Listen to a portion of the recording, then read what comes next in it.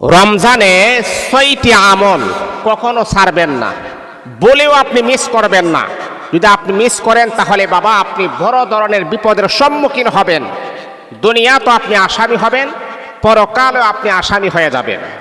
কারণ আল্লাহ পাক রব্বুল আলামিন আমাদেরকে বৎসরে একটি মাস, সেই মাস আমাদেরকে দিয়েছেন। সেই মাসটা হলো ইবাদতের একটি মাস।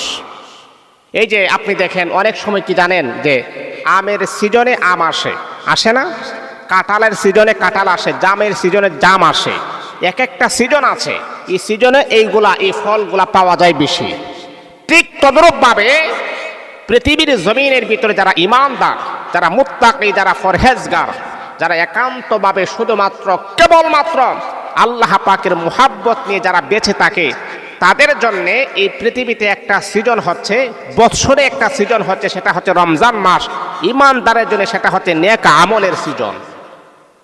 আর সাহাবে কারামও রমজান আসার আগে আগে তারা প্রস্তুতি গ্রহণ করতেন, যাতে করে রমজানের জন্য বেশি ইবাদত করতে পারতেন।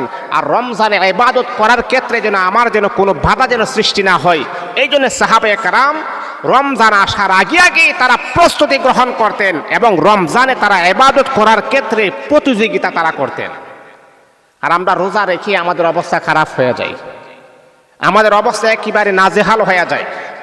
ইফতারির আগ মুহূর্তে অনেক আল্লাহ পাকের এইরকম বান্দাকেও আমরা দেখি, ইফতারির আগ মুহূর্তে মনে করেন কলিজা পর্যন্ত শুকায়া যায়, এই মুহূর্তে মেজাজও গরম হয়ে যায়, স্ত্রীর সাথে খারাপ ব্যবহার করে।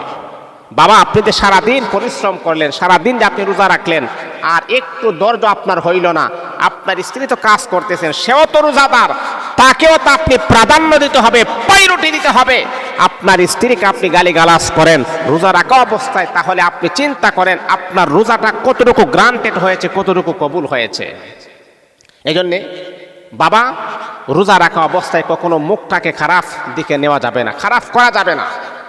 তাহলে যে কথাটা আমি বলতেছিলাম সেটা হচ্ছে রমজানে রোজা রেখে কখনো এই 6টি ভুল কখনো আপনি করবেন না, কখনো আপনি করবেনই না। আমি আপনাকে বলছি, 1 নাম্বার হচ্ছে সময় মতো 5 ওয়াক্ত নামাজ এবং তারাবি। কারণ এশারের নামাজের পরে তারাবি নামাজ পড়া সুন্নতে মুআক্কাদা। এশারের নামাজের পরে তারাবি নামাজ জামাআতের সাথে আদায় করা। কারণ আমার রাসূল বলেছেন যেই ব্যক্তি তারাবি নামাজ জামাআতের সাথে আদায় করবে, রাসূল আকরাম বলেছেন তার 1 বৎসরের আগের এবং পরের 2 বৎসরের গুনাহ আমার আল্লাহ মাফ করে দিবে।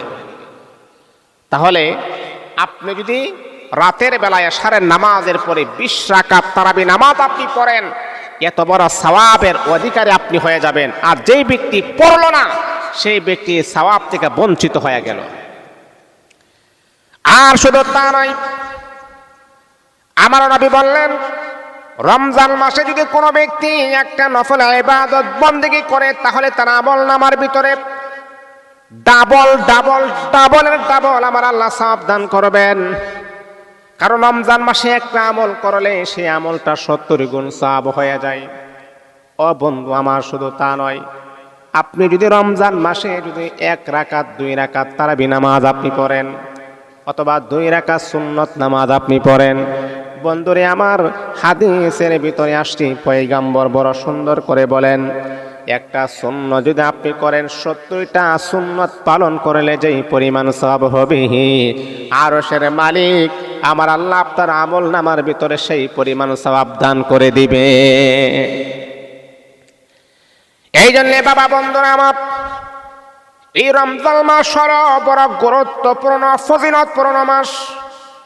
এইরকম একটা গুরুত্বপূর্ণ মাস পাওয়ার পরে যদি নিজের গুনাহকে নিজে যদি মাফ না করাইতে পারেন, তাহলে আপনার মতো হতভাগা, আপনার মতো কপাল পোড়া, আপনার মতো নাজেহাল ব্যক্তি আল্লাহর জমিনের ভিতর আর দ্বিতীয় কেউ হতে পারে না।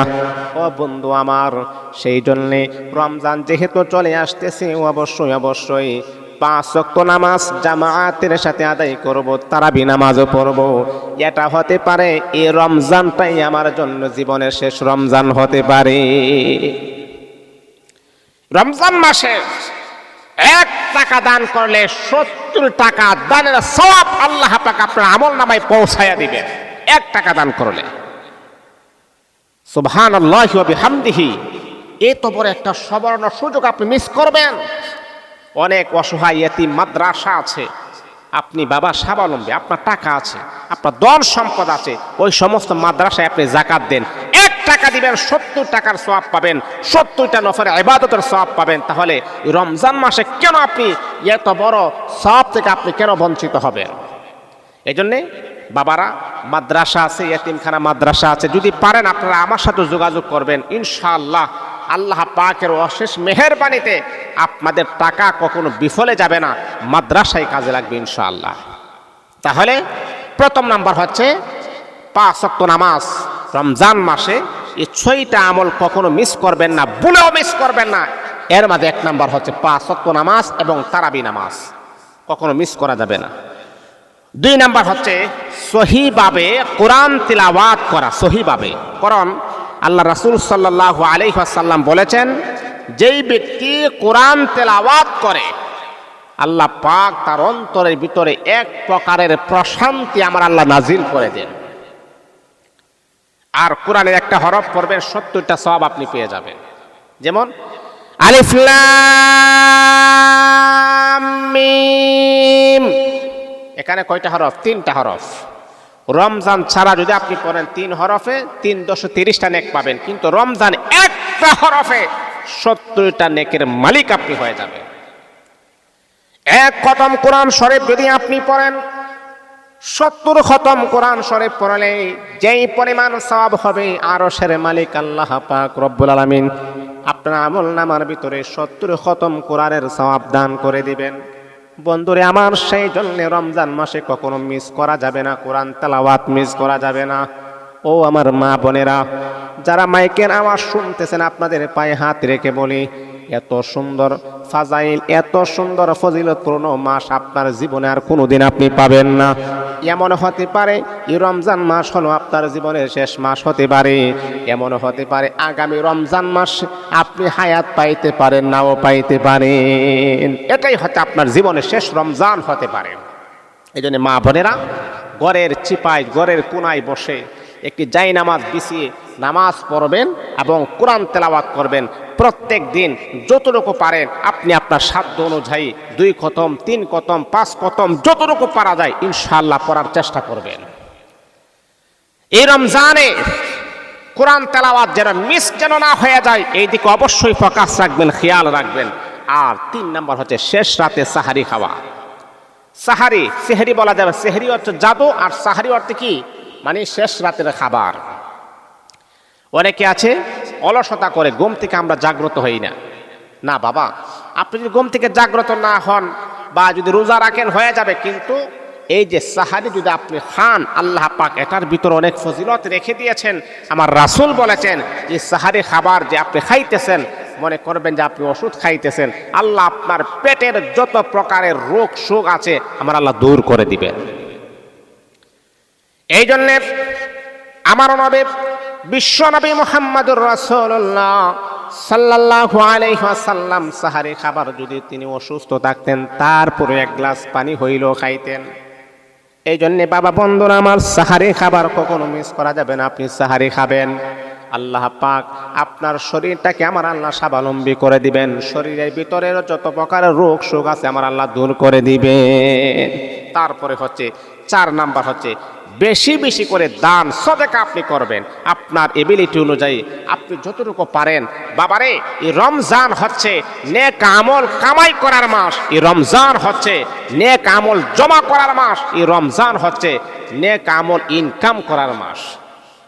এটা টাকা পয়সা ইনকাম করার মাস না, এটা হচ্ছে নেক আমল ইনকাম করার মাস। এটা হচ্ছে প্রতিযোগিতার মাস। ইমানদারের জন্য সেই মাসটা হচ্ছে গুরুত্বপূর্ণ মাস। এক একটা মিনিট, এক একটা সেকেন্ড বড় দামি। আল্লাহ পাক বলবেন, বান্দা তোমাকে 60 বছর হায়াত দিয়েছিলাম, 70 বছর হায়াত দিয়েছিলাম। 60 বছর হায়াত যদি দিয়ে থাকি, 10 বছর বাদ দাও, আরো হচ্ছে 50 বছর। 50 বছরে 50টা রমজান পেয়েছো, তারপরও নিজের গুনাহকে মাফ করাইতে পারলো না। তোমার মতো হতবাকা আর জমিনের ভিতরে আর দ্বিতীয় কেউ হতে পারে না। এখন আপনি একটু গবেষণা করেন, আপনার বয়স কত? আপনি গবেষণা করেন, আপনি নিজে নিজে একটু চিন্তা করেন না। আমার ওয়াজ তো দরকার নাই, আমার ওয়াজের প্রয়োজন নাই। যদি আপনার বয়স হয়ে থাকে 60 বছর, 10 বছর বাদ দিয়ে দেন, আপনি 50 বছর 50টা রমজান পেয়েছেন। যদি আপনার বয়স হয়ে থাকে 70, আপনি 60টা রমজান পেয়েছেন, 10 বছর বাদ দিয়ে দেন। তাহলে কি 60 বছরের ভিতরে কি আপনি আপনার নিজের গুনাহকে মাফ করাইতে পারলেন না? আহারে, আপনার মতো হতভাগা এইরকম উম্মতকে আমার রাসূল কখনোই সুপারিশ করবে না। বন্ধু আমার, শোনো শোনো, 4 নাম্বার হলো বেশি বেশি করে দান সদকা আপনি করবেন। রাসূল আকরাম সাল্লাল্লাহু আলাইহি ওয়াসাল্লাম অসহায় গরিব মিসকিন তাদেরকে দান সদকা করতেন রমজান মাসে। কাউকে আমার রাসূল খালি হাতে ফেরত দিতেন না। এমনিতে আমার রাসূল কখনো খালি হাতে ফেরত দিতেন না। আবার রমজান আসলে আমার রাসূল আর একটু বানিয়ে দেওয়ার মতো এইরকম একটা চিন্তা ফিকির করতেন। 5 নাম্বার হচ্ছে জবান বা জিহ্বার হেফাজত করা। আমরা তো রমজানে রোজা রেখে অসহায় গালিগালাজ করি, আছে না এমন ইমানদার বান্দা? রমজানে রোজা রেখে মুখের ভাষা আমরা ঠিক করতে পারি না। আরে রোজাটাই হচ্ছে তো আপনার মুখের ভাষা এবং আপনার লজ্জাস্থানটাকে কন্ট্রোল করা। রোজা রাখার পরে যদি আপনার মুখের ভাষা ঠিক না থাকে, লজ্জাস্থান যদি কন্ট্রোল না থাকে, তাহলে সেটা রোজার মানিটাই কি? এটা তো রোজাই না। দেখছেন, পেটে খাবার নাই, তারপর মুখের ভাষা বন্ধ নাই। এইরকম ইমানদার ব্যক্তি আছে না নাই? এই জন্যে এইগুলাকে সংযত রাখতে হবে, জবানটাকে কন্ট্রোল করতে হবে। সর্বশেষ 6 নাম্বার হচ্ছে ইফতারের আগে শেষ রাত্রে দোয়া করা। এই যে আপনি ইফতারি নিয়ে বসা আছেন, বিভিন্ন ফল মল বিভিন্ন খাবার ইফতারি নিয়ে বসা আছেন, ওই সময় আপনি দৌড়াদৌড়ি লাফালাফি না করে ওই সময় আপনি চোখের পানি ছেড়ে দিয়ে মালিকের কাছে দোয়া করবেন। আমার রাসূল বলেছেন ওই সময় দোয়াটা কখনো খালি হাতে ফেরত দেন না। ওই সময় দোয়া আল্লাহ পাকের কাছে ডাইরেক্ট কবুল হয়ে যায়। আপনি ইফতারি নিয়ে বসা আছেন, ইস্তেগফার আপনি পড়বেন, দরুদ শরীফ আপনি পড়বেন, মার জন্য দোয়া করবেন, বাবার জন্য দোয়া করবেন, সন্তানের জন্য দোয়া করবেন, স্ত্রীর জন্য দোয়া করবেন, নিজের ব্যবসার জন্য দোয়া করবেন, কামাই রুজির মধ্যে দোয়া করবেন। আপনি অসুস্থ, তাহলে বাবারে আপনি অসুস্থ, তাহলে নিজের জন্য নিজে দোয়া করবেন। ইমাম সাহেবের কাছে আসার প্রয়োজন নাই, নিজের জন্য নিজে দোয়া করবেন, চোখের পানি ছেড়ে দিয়ে কান্না করবেন, সেটা বেশি গ্রান্টেড হবে, সেটা বেশি কবুল হবে। ওই সময়ের দোয়াটা আল্লাহ পাক রব্বুল আলামিন ফেরেশতাকে জিজ্ঞাসা করে, ফেরেশতারা রে, আমার বান্দার সামনে এত সুন্দর খাবার রাখা আছে, এত সুন্দর ইফতারি, আমার বান্দার সামনে এত সুন্দর সুস্বাদু কয়েক রকমের পানি রাখা আছে, শরবত রাখা আছে, এই ফেরেশতারা তাহলে পান করে না কেন? কিসের কারণে? ফেরেশতারা বলে, রব্বুল আলামিন কোনো পারমিশন হয় নাই। যদি পারমিশন হয় তাহলে তোমার বান্দা অবশ্যই পান করবে। আর যতক্ষণ পর্যন্ত পারমিশন না হবে ততক্ষণ পর্যন্ত তোমার বান্দা এক গ্লাসের মাঝে কখনো মুখ লাগাবে না। আল্লাহ, তোমার বান্দা তোমাকে ভয় করে। আরে বলস কি, আরে বলস কি, আমার বান্দার কলিজাটা শুকায় যাচ্ছে, তারপর পান করে না। আল্লাহ করবে না। যদি এই মুহূর্তে মারাও যায় তারপর করবে না। কেন? এখনো মসজিদের মাইকে আলান হই নাই, এখনো তোমার আদেশ জারি হই নাই। যখন জারি হবে তখনই তোমার বান্দা এক গ্লাসে মুখ লাগাবে। তাই হ্যাঁ, সাক্ষী থাকো ফেরেশতা, সাক্ষী থাকো, আমি আল্লাহ রহমান রহিম, আমি আল্লাহ আমার বান্দার গুনাহ মাফ করে দিলাম। এই জন্য বাবা, ইফতারিটাকে সামনে রেখে ওই সময় আপনি দোয়া করবেন। ওই সময় আরে বাবারে, মনে করে 5 মিনিট আগে আহারে কি লাফালাফি দৌড়াদৌড়ি একটা প্রতিযোগিতা শুরু হয়ে যায় না, এটা কখনো করা যাবে না। ওই সময় আপনি একেবারে ফ্রি হয়ে আপনি আল্লাহ পাকের